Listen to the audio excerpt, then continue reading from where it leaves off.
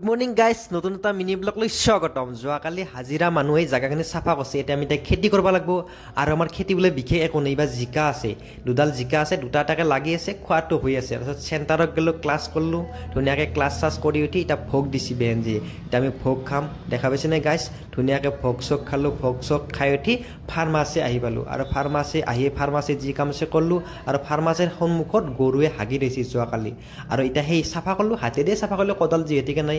লেতেৰাবিলাক চাফা কৰিলে হাতত লেতেৰা লাগি নাথাকে আৰু আমাৰ দেৱালী উপলক্ষে মাইনাৰ কাৰণে এটা গিফ্ট আহিছে মানে পাৰ্চেল আহিছিল এতিয়া মাইনা পাৰ্চেলটো আনবক্সিং কৰলাক আৰু কেইটা আছিল গণি চালাক তাক মই সুধিলোঁ তাই ক'লাক 10টা আছে বুলি দেখা পাইছেনে গাইছ আৰু তাইক মই গোটেই কথা দেখাই দিবা ক'লোঁ তাই দেখাই দিলাক আৰু ৰাতি হ'ল ৰাতি এইমছত গ'লোঁ আমাৰ নিকাচিত যি যোৱাকালি হীৰা হৈছিল এনেই গুলিবিদ্ধ হৈছিল তাৰ খবৰ ল'ব আহিলোঁ কিন্তু দুখৰ বিষয়ে আমাক ভিতৰত যাব নিদিয়ে ইমাৰ্জেঞ্চি আছে না ইমাৰ্জেঞ্চিত সকলোকে যাব নিদিয়াকৈ তাৰপিছত আমি গুচি আহিলোঁ এইটো মিনি ব্লগ চৰ্বে ধন্যবাদ।